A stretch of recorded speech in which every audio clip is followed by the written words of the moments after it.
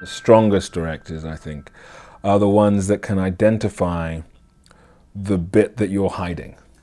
You know, the extra bit that you haven't gone to, that you haven't pushed into yet. And they can identify that and engage with that part. That's the bit you got to get to. And you sometimes need a director to invigorate you to get into the space that you're sort of slightly resisting. Filmmaker Magazine presents Back to One with Peter Rinaldi. Chiwetel Ejiofor is an actor. On the occasion of the release of a movie he wrote, directed, and stars in called The Boy Who Harnessed the Wind, he sat down with me on the Lower East Side of Manhattan to talk about the work. Do you have a typical way that you begin your preparation process for a role? For me, the half of the preparation, or a sizable amount of preparation, is like after first reading the script, is trying to work out the best way to approach. You know, what I've found is if you can work out the best approach, you know, it just helps the whole process through the whole thing. That I did have a period of time, you know, a long time ago now, where I would approach everything the same way. Mm-hmm.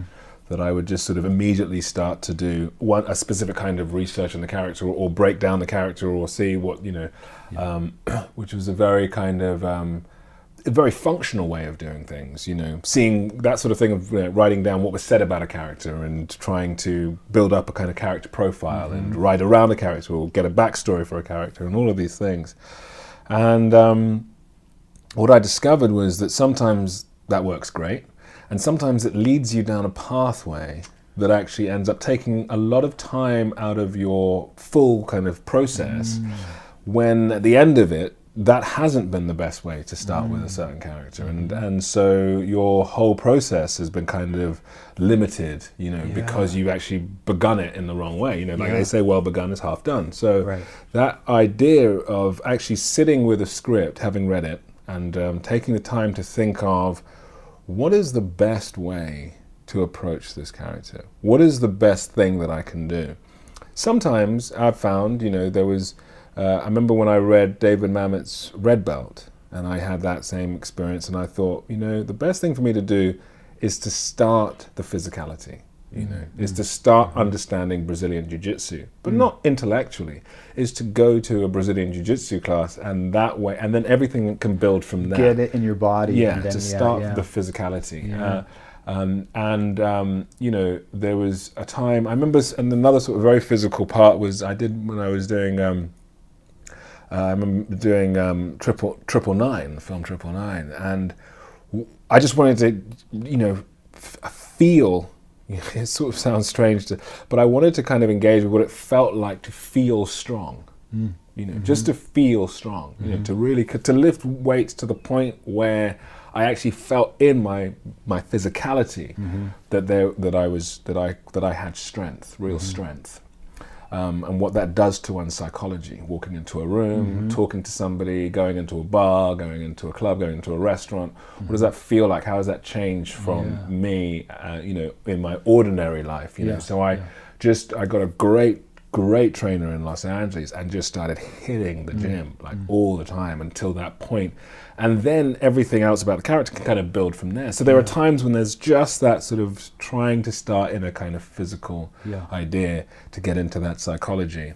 There are times when it is very practical, when it is research based. You know, there are a number of films that I've done that were kind of, then absolutely I decided, okay, the first thing I need to do is just find out the history of this period. I can't move, I can't start this work, I can't really understand this character until I've read around this place, this space, and what this person's dealing with. There are other things that are about the family dynamics, there are about this sort of psychology, you know, what the sort of psychological history is, you know. You know, understanding all those things. In this experience with The Boy Who Harnessed the Wind, you know, it's a unique experience, obviously, because I was directing and I wrote it, is that you're coming from it from all of those angles in a way. You know, although not the physicality came later because he's in a rural, a rural farmer. You know, so there's a physical nature to the work he's doing that I started to experience when I got out to Malawi. But in terms of obviously all the background and researching it and the sort of slightly more intellectual part of research, you know, all of that was part of the writing process anyway. So in a way I had to come from that perspective. But also, you know, as soon as I got out to Malawi, and as we were turning that last corner into full-on proper pre-production and then towards shooting, that was the thing for me, that I wanted to start to understand what it's like to get out in the heat in the morning in Malawi and to start to work on the land, you know, and what that sort of exhaustion feels like, what those sorts of what that creates, you know, just what does it feel like in your body, you know. So to me, it's always that sense of trying to really spend time to figure out what the best approach is, what the approach that sits you into the kind of character the best way is.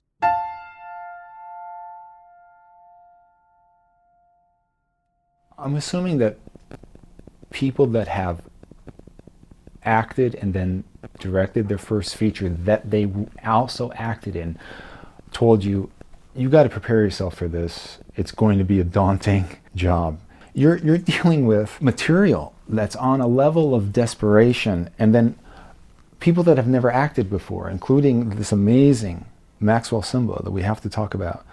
In other words, there's so many things on your shoulder, you know, and this is your first time directing. And then you have this performance that you have to do, though. Like, just talk to me about how you were able to deal with what you had to deal with as an actor. Were you taking off hats, putting on hats, you know, and how daunting that was? Yeah, I mean, I got a good piece of advice before I went out, you know, just for that last little pre-production bit and then into shooting. So I was in London and I was speaking to various people, and somebody mentioned to me that one of the things that I had to be careful of as the actor and director is that I didn't shortchange my character. Yeah. You know, that and that was, I hadn't really thought about that, you know, before that, and it was a really, really good piece of advice, that the temptation is to think, well, you know, I can't take another one. You know, I know that we've got to be off this location in 20 minutes. You know, I can't, you know, spend the time and doing. We can't go over, because then that's over. You know, whatever those kind of pressures. Still have your producer hat on while you're trying to do the scene. Exactly. Yeah. You're still thinking about all those other dynamics. You're making sure that everybody else is comfortable within the concept, but you're thinking, I can't do that for myself. But that idea of having to make sure that you protect your character, you know, that when it comes to playing this character, you have a responsibility as well to this character, and to make sure that you demand of yourself what you would demand or ask of any director, and that you give yourself that space to actually, you know, try and deliver a fair representation of this character. And so I did allow myself to do that, and I went in, you know, knowing that I was going to do that, and that I was going to give this character the space that I would ask of any director in order to play the role. But in the kind of practical sense of that there are so many things that are then happening, and what becomes, I suppose, what after a while starts to happen is that you become quite adept in a way at making those kinds of very quick decisions of just changing hats very quickly. You know, there's a scene in the film that I remember that is a kind of, in the village of Wimbe, there's a kind of main drag of the village, and it's the whole family walking down this street, you know, and it's very kind of animated as an acting scene. You know, we're sort of shouting at each other, we're talking, we're in a sort of desperate situation, and eventually at the end of that, my character jumps on a truck, and that truck sort of rattles away from camera and heads off down the street. So in a kind of practical sense, there I am, we're in this moment, I'm with the family, we're arguing, we're talking a situation through. At the end of it, I get on the truck starts to rattle away. It travels about 100 meters, 150 meters down the road, which is the kind of length of shot that I had discussed with Dick Pope, so that you really see it kind of moving off into the distance, the family in the foreground, the rest of the family sort of waiting in the foreground as it disappears. At a certain point, as I'm disappearing down this, sitting on the truck, I think, well, that's quite a distance now. So I scream at the top of my lungs, cut. We got the cut. I jump off the truck. Now I'm running to the tent. So it's 150 meters run to the tent. Whilst they're queuing up the playback so I can see, because obviously it's that long walk and it's the whole family are arguing to get onto the truck. So I run back down, they queue it up, I look at it. So now I'm totally in the zone of director. I'm looking at all of the different things, the shot, all of the different performances, So then it's talking to the actors. I'm looking at myself as well and seeing whether that's all working, everything's playing, talking to actors and saying, okay, well, this is what I think is to change. And then first AD is there, turn over, right, okay, so we go again. And so then there's the same thing, take that hat off and we're back in the scene and we're playing the scene, And then thinking, on the truck, thinking, I'm kind of out of breath, I'm sort of beat. How long do I want this shot to run before I can, and thinking, no, this shot has got to be, I want that sense of it going right off into the distance. Okay, well actually let's push it 250 meters, let's go right into the distance. So it's the spec and the family's in the foreground. Okay, off the truck, right, and then, okay, let's pick up the pace. So just sprinting back, all the way to the tent to start the thing. So that kind of process is so full and absorbing and detailed. And, and you're, like I say, you're putting on hats, taking off hats, running around between different bits and having all of these kind of conversations and interdepartmental conversations, But wow, is it exhilarating by the end of it, by the end of that, and getting the shot and feeling satisfied with it and thinking, that's what that moment required, and it was kind of exhausting, but it's totally and full on, but it's but all of that kind of richness and detail is what the film sort of needed. Is there something that you need from a director when you're just acting that you didn't get because there was no director? Or did you do that, whatever that is, for yourself?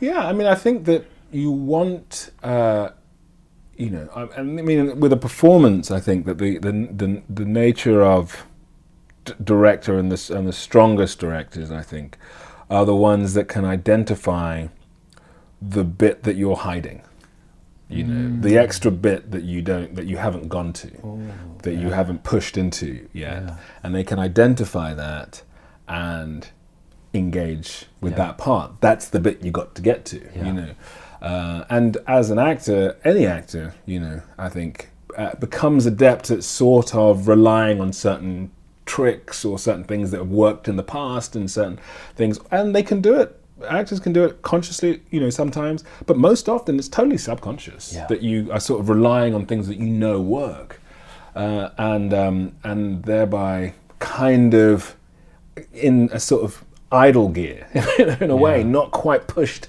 into that full throttle space. And you sometimes need a director to invigorate you to get into the space that you're sort of slightly resisting. The best directors do that. Great directors see it immediately in the first take. They say, "Oh wow, no, I liked what you were doing, but I think there's other areas that we've got to really figure out and try and get into." And that's a great sort of challenge and wrestle with the process. I think that's always exciting. Obviously, if it's yourself, it's very hard to find that. But that isn't to say that it's not there. It's just that you end up putting yourself under a lot of pressure and a lot of scrutiny, sort of self-scrutiny, because you're trying to rattle yourself into that space, And then I think that there's something about the the nature of all the things that you're dealing with and all of the other stresses that you're having, which also allows you to find a slightly different area to come at your character, because you're kind of balancing so many different things, and you're so sort of, your internal meter is so kind of rattled by all of the kind of stress and tensions that inevitably you're kind of also placed into an uncomfortable zone that you don't often find yourself in. So I think there's a kind of balance to that, that I think that even though you don't have a director to do that for you in a way, or to push you in that way, you, because you're so kind of unsettled, are sort of finding new things in performance anyway. Right, interesting. How did you get this performance out of this 15-year-old kid? And don't tell me that he just had it, okay? I mean, come on. But his performance is so, it's so delicate. It's not, there's never an over-the-top moment in his face. It's perfectly toned. And I want you to just be a little bit immodest here. You directed him. Tell me, just tell me a little bit about how this happened. Well, he never acted before. He hadn't acted before, not on film. He'd done a couple of plays in high school. Well, he was, he's still in school, but he'd done a couple of plays with them there, and it was, the first thing is that Maxwell is really a really gifted actor. And so right from the first time that I saw him, I was really taken with just his ability to be minimal, his ability to have a real depth of emotional intelligence. He's very intellectually intelligent, but he can translate that into his emotional intelligence and play scenes very simply and play scenes really engagingly in a way that represents this kind of real affinity with a camera, that he couldn't have known how, that dynamic. It took me a long time to understand that, So there was obviously something that he just kind of had, sort of an innate quality to kind of hold things back and to keep the lid on emotions, but allow them through the eyes, So that was something that's very good, and it's very, very strong on camera. I think that we began a process very early on, once I'd cast Maxwell, where we would several times a week be on Skype. He was in Nairobi, either at school or at home, which is just outside Nairobi, and we would get on Skype and we would go through the script and we'd go through scenes and we'd talk about scenes, and so we would build up this rapport. Sometimes Isa Mega, who plays Agnes, his mother, my wife in the film, and Lily Bando plays my daughter Annie, his sister in the film, would also join on the call. So we'd have these calls, these sort of family calls from all over the world. So Lily would be in Malawi, Isa would be in Paris, and I'd be in London, and Maxwell in Nairobi, and we'd all be sort of talking through these kind of family dynamics, rehearsing scenes and playing with scenes.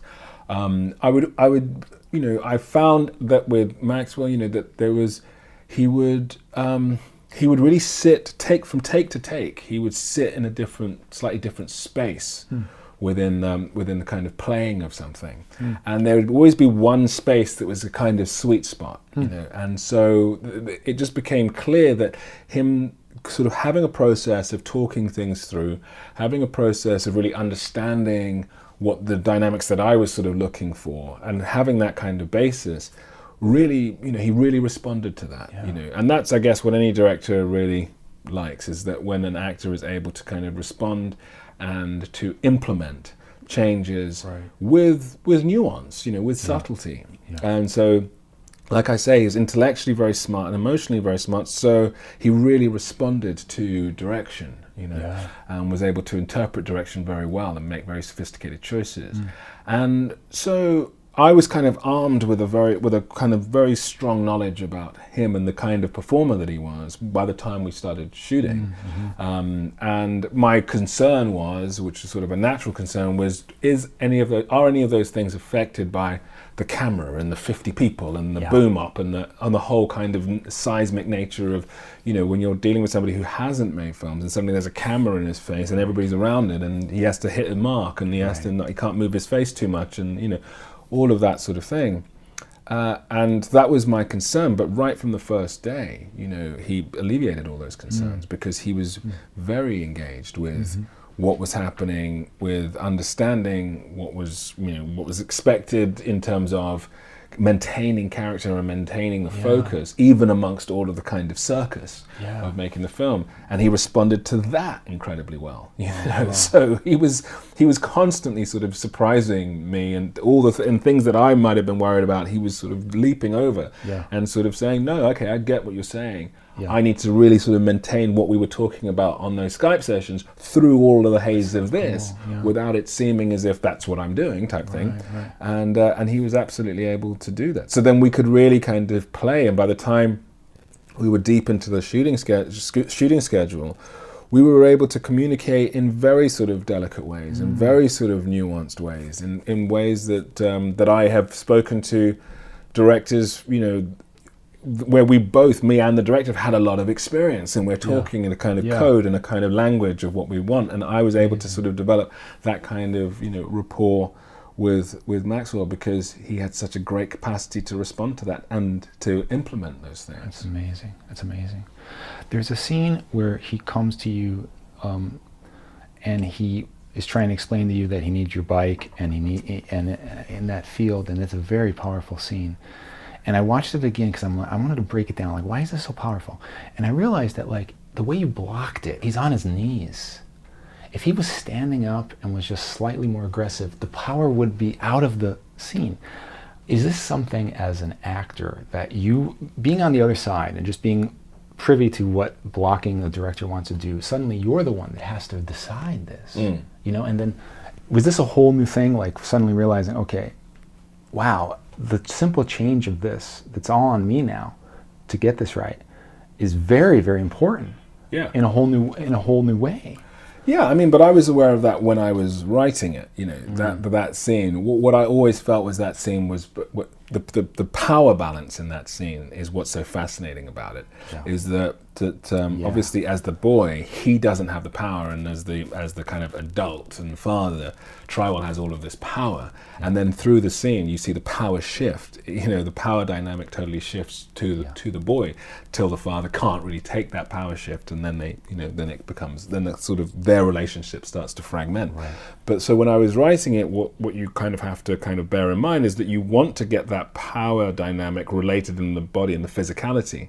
So you want Chiwetel standing up, and you want the boy William like by the ground, like kneeling down. And so that's why I wrote it that he would go over, and then he would kneel down to stick his prototype windmill in the ground and start fiddling with the radio. And then the father is standing up, having been plowing the land, and so they're in this dynamic where their status is reflected in their physicality. So, and that, but there had to be a reason why he's kneeling. Exactly. Right? Exactly. So you have to organically find why people are finding that, and that's this thing about blocking and the thing about writing, is that you have to sort of find the organic way and the naturalistic way, so that it's seamless. That you then go into the dynamics of the blocking that you require for the scene, but it never feels clunky or forced, or So that was how I was able to do it. But this is why now you're a good filmmaker as well as a good actor. And now what? Now what do we do? I mean, so what? There's always space travel. Astronaut next. Exactly.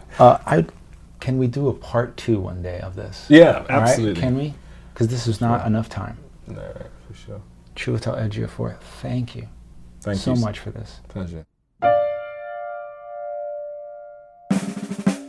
Back to One is a production of Filmmaker Magazine, which is a publication of IFP, the Independent Filmmaker Project. Listen to back episodes of this podcast at filmmakermagazine.com or wherever you get your podcasts.